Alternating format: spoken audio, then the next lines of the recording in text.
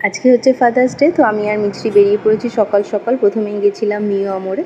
তো এখানে অনেক রকম কেকের মধ্যে থেকে আমাদের এই গোফালা বাবা কেকটা খুব ভালো লেগেছে, তো সেই কেকটা নিয়ে আমরা চলে গেছিলাম। আমাদের এখানে একটা রাজধানী বলে স্টোর আছে, তো কী নেবো করতে করতে আমাদের এই হোয়াইট রাইস প্লেট দুটো ভালো লেগেছে, তো সেটা নিয়ে আমরা বাড়ি চলে গেছি।